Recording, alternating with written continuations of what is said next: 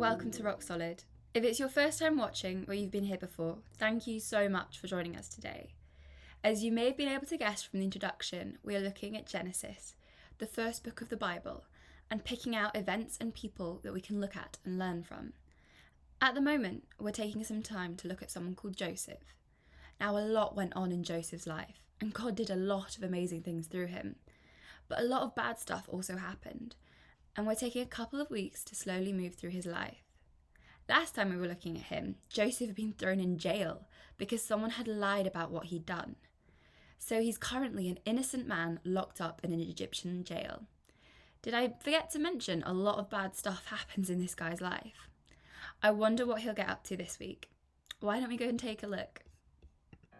It's time for a Bible story. The Story of Joseph, Part 3. Do you need another refresher to get you caught up to speed on what happened last time? Nah, man, I got this. Check it out. I'm gonna do a rapid-fire recap. Ready, go. Joseph had 11 brothers, and they were jerks. And then he had some dreams where everything was bowing down to him, and his brothers threw him in a pit and sold him into slavery, and then he worked for Potiphar, and then Potiphar's wife was a big jerkface and lied about him and threw him into jail. Boom. Wow, that was actually pretty impressive. And yes, that's exactly where our story picks up. Joseph was wrongfully accused and thrown into jail, but it wasn't just a regular jail.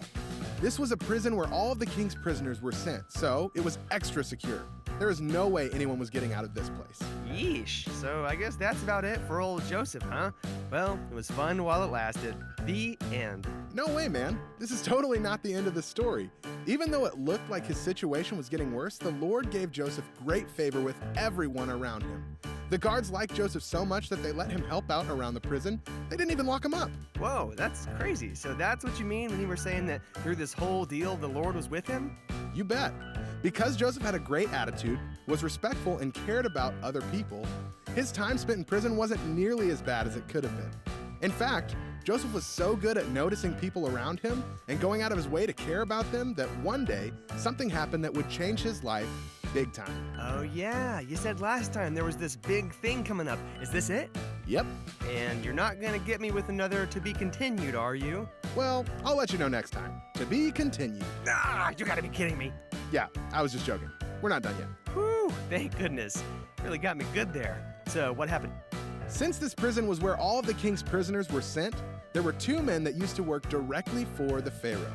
One was a baker, the other was a cupbearer. Wait, a cupbearer? His job was to put bears in cups? That sounds hard. You gotta either have some big old cups or some tiny bears. No, he wasn't a bear cupper, he was a cup bearer. That meant that he would serve drinks to the Pharaoh in a cup. Ah, gotcha. That makes more sense. So these guys were in jail, huh? Yep. Since Joseph was in charge of the prison, the guards assigned these two guys to him. Then, one night, both the baker and the cupbearer each had some pretty strange dreams. Oh boy, here we go again with the dreams. Oh, speaking of dreams, last night I had this crazy dream where my ears turned into chili dogs. No! I don't want to hear any more about your crazy dreams. We're talking about their dreams. The next day, Joseph could tell that something was bothering them. Both the cupbearer and the baker looked like they didn't sleep very well and were all stressed out. Well, I mean, they are in prison, not exactly a stress-free environment. Yeah, but this was different. Joseph was very good at noticing people around him and caring about them. So he asked them what was bothering them. They told him that they had some very strange dreams, but didn't know what they meant. I know what my dream meant, that I shouldn't eat chili cheese dogs right before I go to sleep. Well, that's true. But when Joseph heard that they were troubled by their dreams, he thought of something. Back home, God helped Joseph understand what his dreams meant, so he offered to help interpret the dreams of the baker and the cupbearer. Hey, look at that! Joseph's in jail. These guys go there too. Joseph can interpret dreams. These guys have dreams that need to be interpreted. You weren't kidding about God having a plan for Joseph's life, huh? Exactly. The cupbearer and the baker both told Joseph what their dreams were, and God revealed to Joseph what those dreams meant. The cupbearer's dream was about a vine and 3 branches that sprouted grapes, and he squeezed those grapes into the Pharaoh's cup. Joseph told him what that meant, that in 3 days he would be released and would go back to his job serving drinks to the Pharaoh. Good for him! That's awesome! So what about the baker's dream? In the baker's dream, there were 3 baskets of bread sitting on top of his head. A bunch of birds flew up and started eating out of one of them. Unfortunately, Joseph told him that this meant that in 3 days, the Pharaoh would have him killed. Yikes. Classic case of the old good news, bad news, huh? Did those things come true? They sure did. 3 days later, the cupbearer was restored back to his job, and the baker was, well, let's just say he sleeps with the fishes. What? Gross. Why would you sleep in a pile of fish? Ugh, that would smell terrible. No, like, he took a dirt nap. Wait, now he's sleeping in the dirt? I mean, that's better than a pile of fish, but still, just sleep in a bed, dude. No, he died. Oh, gotcha. Took a double dip out of the old cosmic cookie jar, huh? Yeah, that's not a phrase. Never mind. So what happened next? Those guys just left and Joseph stayed in jail? Not exactly. Before the cupbearer left, Joseph asked him to tell the Pharaoh about his situation, that he was wrongfully accused of something that he didn't do and thrown into jail. Oh, awesome. This is his chance to get set free. Did the cupbearer remember to tell the Pharaoh about him? No. He forgot. What? You gotta be joking me. So Joseph just stays in prison? Bummer. He did for a while, but not forever. 2 years after the cupbearer was released, something happened with Pharaoh. He had some strange dreams and didn't know what they meant. It really bothered him. Hey, this sounds familiar. Someone had a strange dream that needs to be interpreted. Who you gonna call? Dream Buster! The Pharaoh got all of his wise men, sages, and the magicians together and told them to interpret the dream, but none of them knew what it meant. Then, all of a sudden, the cupbearer remembered that Joseph can interpret dreams. Yes, it's about time you remember about him. Tell the Pharaoh, tell the Pharaoh! That's exactly what he did. Pharaoh called for Joseph to be brought before him and explained what the dreams were.